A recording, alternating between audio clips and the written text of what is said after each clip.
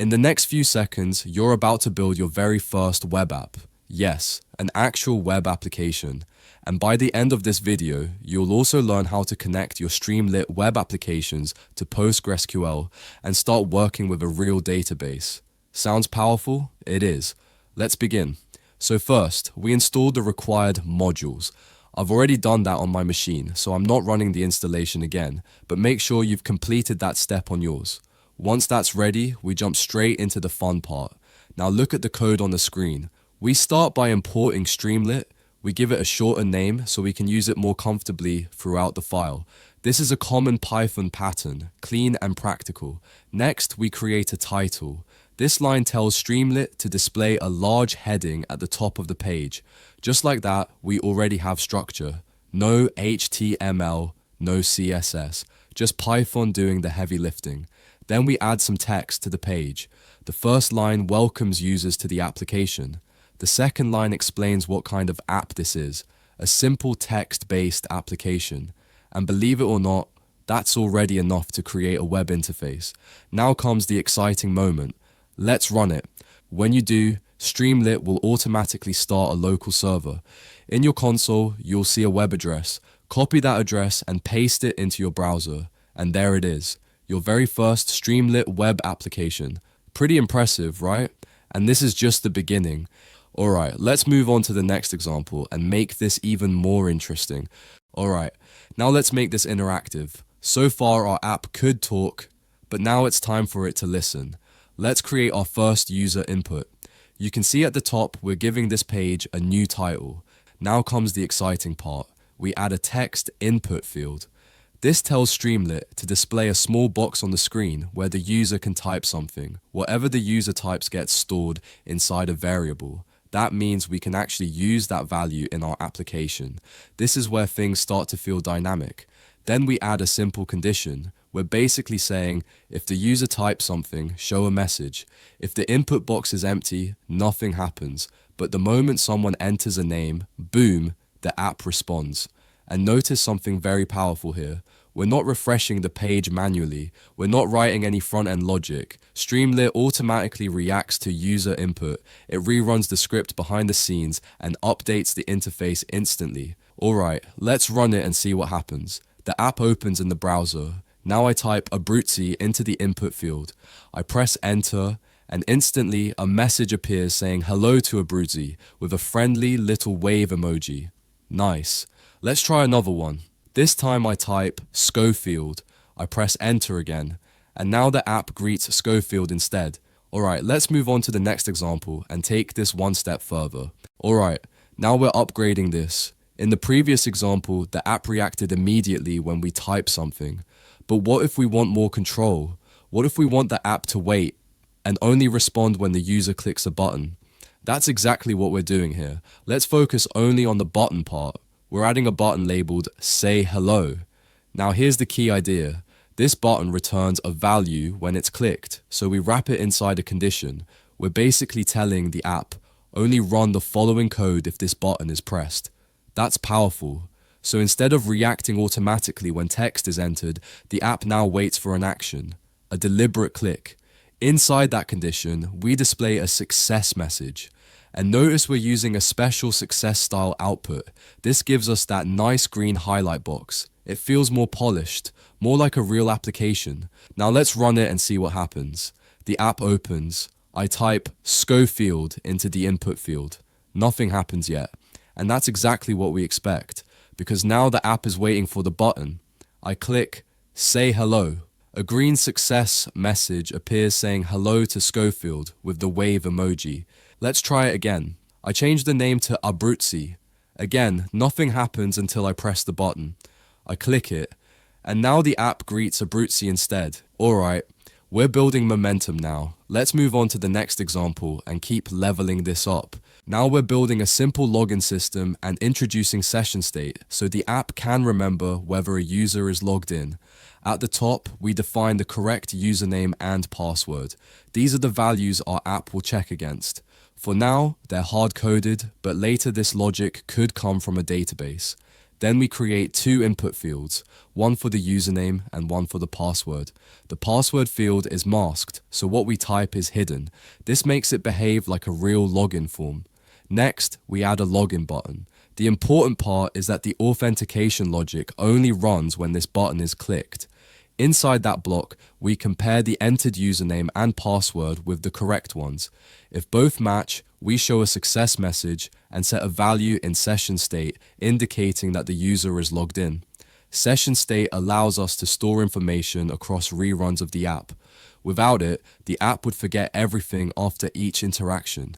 If the credentials are incorrect, we show an error message. At the bottom, we check whether the logged underscore in value exists in session state and whether it is true. If it is, we display the welcome message for the dashboard. This ensures that the dashboard content only appears after a successful login. Now let's run it and see what happens. First, I enter the correct username, but type 123 instead of 1234 as the password. I click login. An error message appears and the welcome message is not displayed.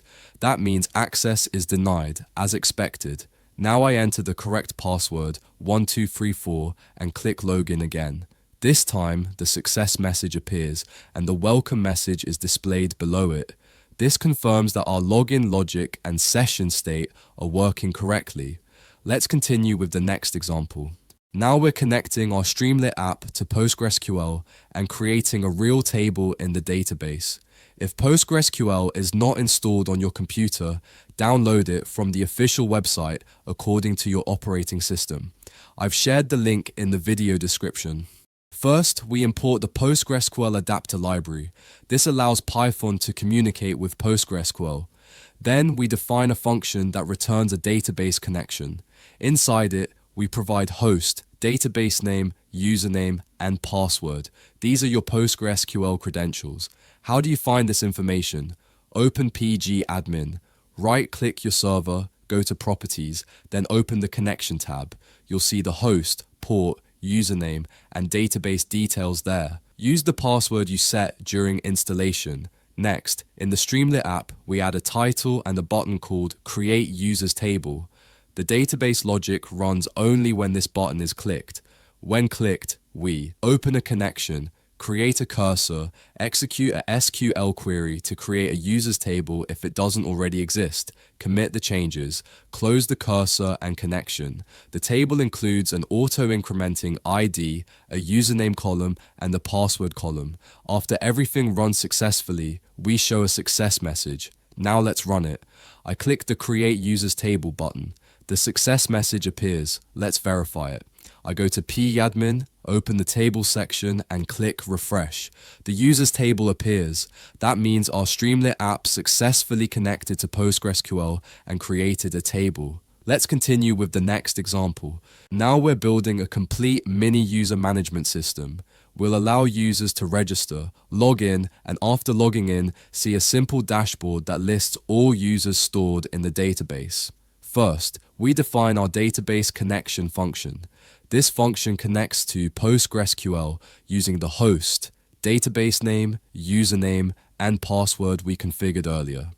Every time we need to talk to the database, we call this function and get a fresh connection. Then we set the page title for our app. Next, we handle session state. If a logged underscore in value does not exist yet, we initialize it as false. This ensures that the app knows whether a user is authenticated or not. After that, we create a sidebar menu with two options, login and register. This allows us to switch between authentication screens easily. If the user selects register, we display username and password input fields. When the register button is clicked, we open a database connection, create a cursor, and execute an insert query to store the new username and password inside the users table. We commit the transaction, close everything properly, and show a success message. At this point, the user is saved in the database. If the user selects login, we again display username and password inputs. When the login button is clicked, we connect to the database and run a select query to check whether a user exists with the given username and password. We fetch one result. If a record is found, we set logged underscore in to true and display a success message. Finally, if session_state.logged_in is true, we show a dashboard section. Inside it, we connect to the database again, retrieve all user IDs and usernames, and display them on the screen. This means only logged in users can see the list. Now let's run it and test everything. First, I go to the register section. I enter the username Abruzzi and the password 1234. I click register. I see the success message. That means the user has been inserted into the database. Now let's try logging in. I switch to the login section. I enter Abruzzi as the username, but this time I type 123 instead of 1234 as the password. I click login. Nothing happens. I'm not logged in. That means the credentials were incorrect and access is denied. Now I enter the correct password 1234 and click login again. This time I see the success message. The dashboard appears and I can see the list of users stored in the database. That means our registration, login, session management, and database queries are all working together correctly. If you want to continue learning Python and building real-world projects like this, I recommend checking out the courses section on the channel. You can watch many free courses there. And if this video helped you, don't forget to subscribe to the channel and like the video to support us.